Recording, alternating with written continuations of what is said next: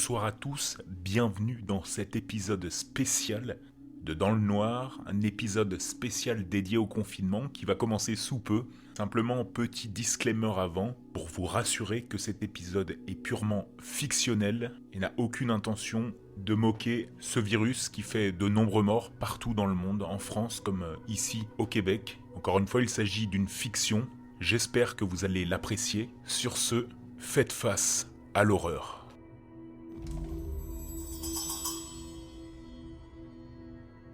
J'ai démissionné de mon poste d'infirmière après la mort de ma mère du coronavirus. Mais c'est pas pour la raison pour laquelle vous pensez. Certains pourraient me juger pour cette raison, mais je suis assez égoïste comme personne.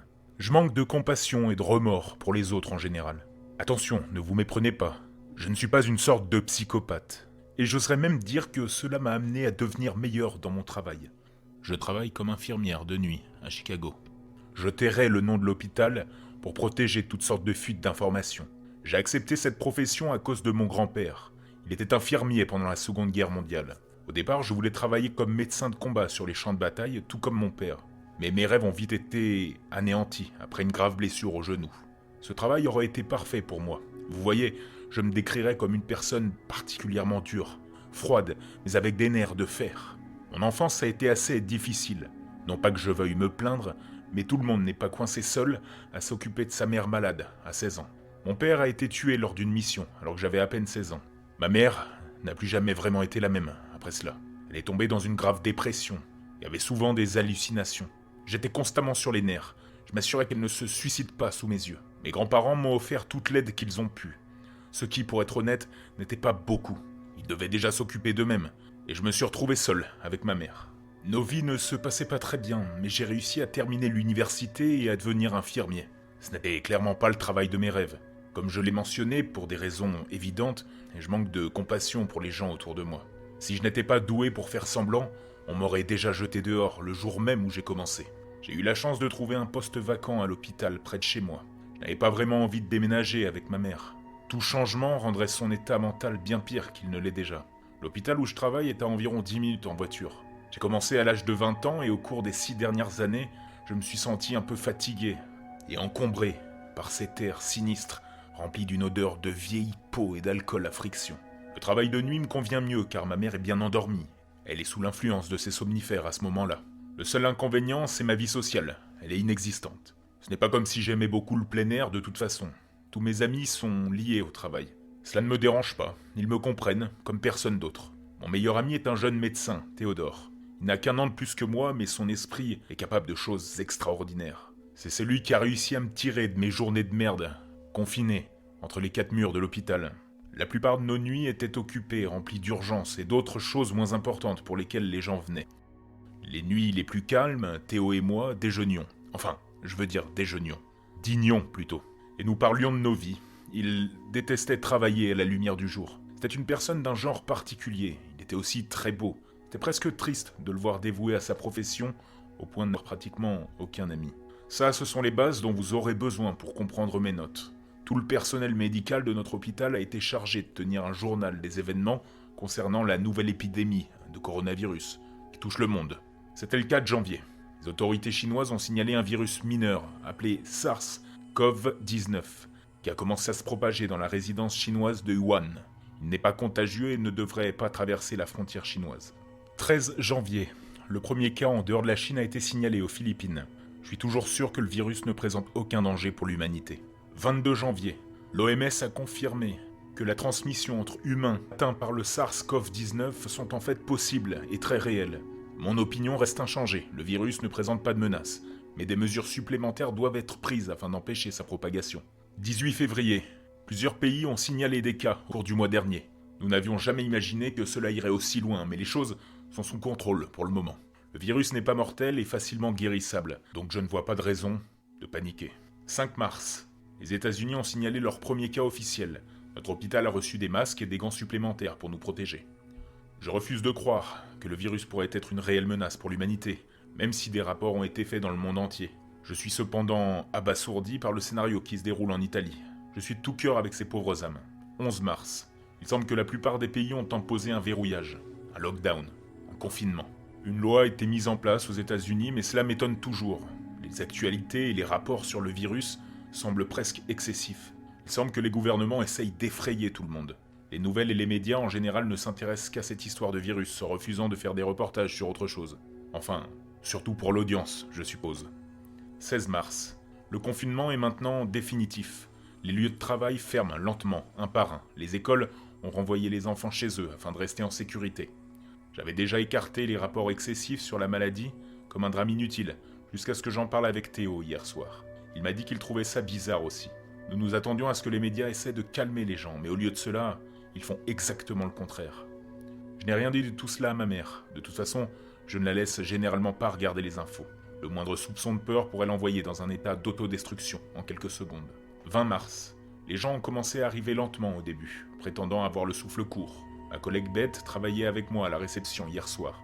Des masques sur la bouche, des lunettes de protection pour les yeux et 2 couches de gants avec une bonne dose de désinfectant pour les mains. Un homme âgé s'est approché de nous, prudent et lent. Il avait manifestement du mal à marcher, alors je me suis précipité pour l'aider. Le visage de l'homme était peint d'un gris maladif, et ses membres le tenaient à peine debout. Le test est revenu, positif. Nous avons revu la procédure standard une douzaine de fois, mais à ce moment-là, je me suis figé sur place. Heureusement, Beth s'est précipitée pour m'aider. Nous avons escorté l'homme jusqu'à une tente blanche qui se trouvait à l'extérieur. L'hôpital est bien trop petit pour avoir des chambres d'isolement séparées. La nuit était assez froide et je me suis presque senti mal pour le pauvre homme en allumant une lampe chauffante à côté de son lit. Beth s'est précipitée pour trouver Théodore, et tandis que je restais avec l'homme pour brancher son oxygène, il m'a demandé de dire à sa fille ce qui s'était passé et qu'il se sentait bien. 27 mars. Je n'ai pas trouvé le temps d'écrire les choses qui se sont passées. Les infections ont augmenté et sont devenues fréquentes. De 1 à 3 nouvelles infections en un jour. Les tentes blanches commençaient lentement à se remplir de patients soucieux. Je me sens vaincu. Nous sommes obligés de faire des heures supplémentaires gratuites afin de subvenir aux besoins des patients. Il n'y a pas assez de protection pour nous, et encore moins pour les patients. Je ne sais pas combien de temps encore je vais pouvoir supporter cela. Notre premier patient, le vieil homme, est mort la nuit dernière. Son état s'aggravait de jour en jour et ce n'était qu'une question de temps. Je me suis assis à côté de lui quand il est mort. Il a demandé à entendre sa fille une dernière fois, alors j'ai composé le numéro de téléphone, mais il n'y a pas eu de réponse. La douleur dans ses yeux a brisé quelque chose en moi. Je pensais être un dur à cuire, mais il s'est avéré que je ne l'étais pas vraiment. Le téléphone est allé sur la messagerie vocale, puis s'est éteint. Malgré le risque d'infection, j'ai tenu la main de ce monsieur. Il était effrayé et confus, mais aussi triste. Sa prise n'a pas libéré ma main, même après sa mort. Alors je me suis assis là, en tenant la main d'un cadavre. J'ai fini par devoir me libérer de cette prise serrée. J'en suis encore malade à l'idée. Quand je suis arrivé à la maison ce matin, je suis allé directement dans ma salle de bain, où j'ai vomi et où j'ai pleuré pour m'endormir par terre. Je suis épuisé. Je commence à avoir l'impression qu'il n'y a pas d'échappatoire. Avril. J'espérais qu'il s'agissait d'une sorte de poisson d'avril, mais l'épreuve était claire comme le jour. Le seul problème était de décider comment et si je devais le lui dire, mais je devais le faire. Alors hier soir, j'ai conduit jusqu'à l'hôpital. C'était mardi, mon jour de congé, mais ça ne pouvait pas attendre. J'ai hésité. Mais je suis entré dans la tente, avec à peine un masque pour me protéger. Théo était assis à côté d'une vieille dame, qui lui montrait des photos de son chat, Mario. Je le regardais fixement à travers les dizaines de lits, remplis de gens qui toussaient et s'étouffaient. À ce moment-là, nous aidions simplement les gens à rendre leur passage vers la mort moins merdique. Même ceux qui se rétablissaient n'étaient plus jamais les mêmes, après. Quand il m'a finalement vu avec ses yeux rouges et globuleux, il a surgi et couru vers moi, enlevant sa protection médicale en chemin. Lorsqu'il est arrivé à la porte, il était complètement dépourvu de toute protection. Théo m'a poussé violemment dehors. Je me souviens très bien de notre conversation suivante. « C'est quoi ce bordel avec toi ?» Ses yeux étaient impitoyables. « Je n'ai pas le temps, les patients ont besoin de nous. » Son froncement de sourcils était décevant. « Mais j'ai besoin de toi, » ai-je murmuré. « Regarde, je ne peux vraiment pas faire ça maintenant. » Il a commencé à revenir de l'autre côté de la tente et je l'ai appelé. « Théo !» Il m'a ignoré. Alors j'ai appelé plus fort. « Théo !» Il a levé les yeux avec un froncement de sourcils en colère. « Je suis enceinte. » Avec précaution, il est retourné à l'extérieur. J'ai été immédiatement submergé par 1 million de questions. Mais il s'est ensuite tu et s'est assis par terre, le visage enfoui dans ses paumes. « Je t'aime. Je t'aime, Léna, a-t-il dit doucement, avec un soupçon de sourire sur les joues, en regardant au loin. 2 avril. Maman ne se sent pas bien aujourd'hui. Elle a une horrible fièvre. Et je n'ai pas osé l'emmener à l'hôpital. Je ne peux pas imaginer en train de battre le virus. Et je ne sais pas quoi faire. J'ai peur de la perdre aussi. J'ai fait tous ces efforts pour la garder en vie pendant toutes ces années. Je ne peux pas la laisser partir comme ça. 2 avril au soir, j'ai appelé Théo. Il m'a dit de sortir de la maison et de désinfecter tout ce qui s'y trouvait à tout moment. L'état de maman s'est empiré. Elle transpirait, elle était incapable de marcher et de respirer. Je pense qu'elle pourrait l'avoir. Et si je l'avais... Théo est venu me chercher à la maison et m'a rapidement fait passer un test de dépistage du virus. Dieu merci, le résultat était négatif. Pendant qu'il irait voir ma mère. Il est revenu, sans ma mère. Ma tête est devenue floue, je ne sais pas ce que cela signifiait. Il n'avait pas besoin de me le dire. Je suis juste content de pouvoir rester avec quelqu'un ce soir. 5 avril. Après que ma mère soit tombée malade, je ne suis pas rentré chez moi. Et Théo n'aime pas que j'aille travailler à cause du bébé. Mais je dois prendre soin de ma mère. Elle va de plus en plus mal. Et moi aussi. Je commence lentement à accepter qu'elle ne s'en sortira pas. Mais au moins je serai à ses côtés quand elle partira. Elle a beaucoup parlé de papa ces derniers temps. Toutes ces histoires sur leur jeunesse. On dirait presque qu'elle est heureuse de le rejoindre. 10 avril. Ma mère est décédée le 8 avril 2020. Elle a demandé qu'on lui enlève son oxygène pour le donner à quelqu'un d'autre et elle m'a demandé de le faire. Son seul enfant. Je sais bien que c'était plus facile de cette façon, mais ma main tremble encore quand j'appuie sur n'importe quel bouton. Quand je l'ai éteint, elle a souri. On aurait dit qu'une énorme pierre avait été soulevée de sa poitrine. Elle n'était plus aussi heureuse depuis la mort de son père. J'étais rassuré de savoir qu'elle était en paix, et je lui ai dit qu'elle allait devenir grand-mère. Je pense que ça l'a vraiment rendue heureuse. Du moins je l'espère. J'ai mis un drap blanc sur son corps et je l'ai déplacé dans une pièce avec les autres.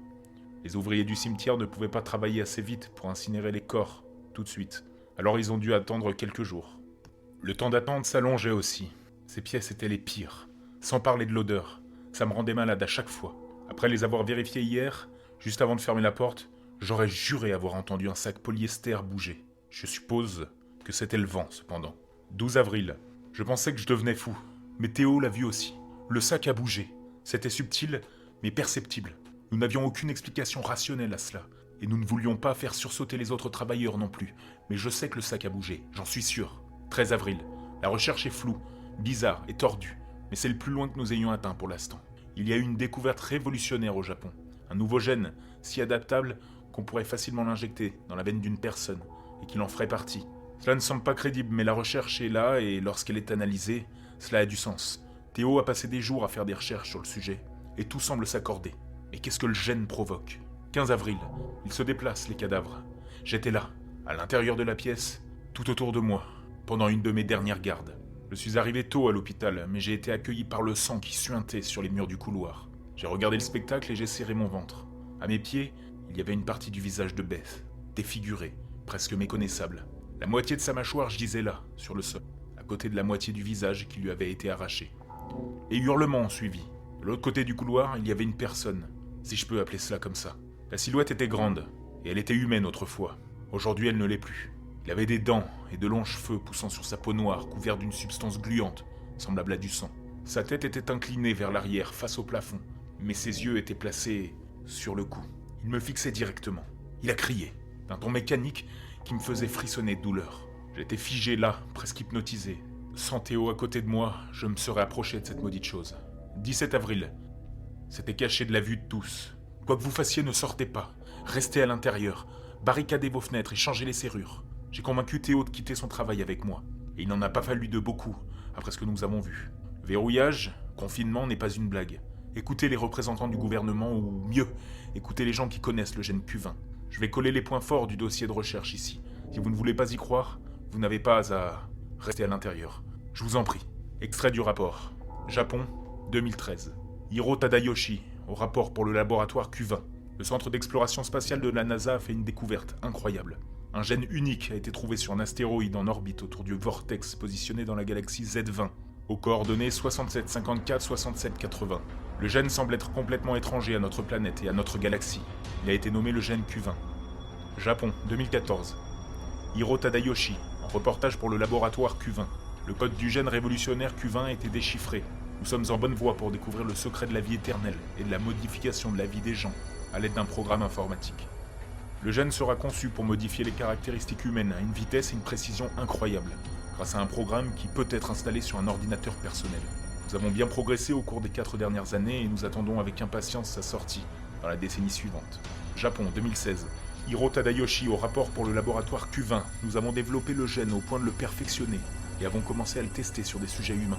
Ce faisant, nous avons découvert que le gène est défectueux et provoque l'apparition de mutations incontrôlables dans le corps. Nous avons été obligés d'exécuter le sujet car il présentait un danger pour lui-même et pour les personnes qui l'entouraient. Japon 2017. Hiro Tadayoshi au rapport pour le laboratoire Q20. Le gène s'avère être plus avancé que nous ne le pensions. Notre science et notre technologie ne peuvent pas encore expliquer complètement ses caractéristiques. Et nous y travaillons. D'autres sujets d'inspection ont été introduits, mais aucun n'a été couronné de succès. Nous ne sommes même pas capables de maintenir un schéma stable dans les mutations. Elles sont complètement aléatoires, et les sujets sont toujours modifiés de manière inconcevable et unique. Mais aucune des mutations ne semble avoir affecté les sujets de manière positive. Japon, 2019. Hiro Tadayoshi au rapport pour le laboratoire Q20. Nous avons essayé d'empêcher le gène de se propager dans d'autres êtres vivants. Le gène fonctionne à sa manière en étant capable de s'adapter et de changer à volonté. Il semble qu'il ait pris la forme d'une sorte de virus transmissible par le toucher et les fluides. Les schémas de mutation sont préoccupants. Plusieurs de nos scientifiques ont déclaré avoir eu de la fièvre et un essoufflement avant l'apparition du gène. Les sujets dans la matière semblent être morts juste avant le début des mutations. Si nous ne sommes pas capables d'arrêter et d'apprivoiser le gène, les conséquences pourraient être énormes. Le gène peut muter à tout moment pour envahir les animaux, les plantes et pour tous. Nous connaissons même les atomes. Le monde que nous connaissons pourrait être complètement détruit. Il est important d'empêcher les gens de le découvrir. Japon 2019, en décembre.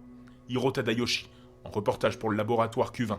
Nous avons informé le gouvernement de la propagation d'une maladie mineure. Nous conseillons aux gens de couper tout contact, les uns avec les autres. Sinon, nous serons éradiqués en tant que race humaine. L'ampleur de ce phénomène n'est pas encore connue, mais il pourrait potentiellement conduire à la destruction de l'univers. Nous ne pouvons qu'espérer que le Q20 ne mute pas pour atteindre ce genre de stade destructeur. Je présente mes excuses à la race humaine au nom du laboratoire japonais de Wuhan, du Q20. Je suis profondément attristé par ce problème et j'espère m'y attaquer dès que possible.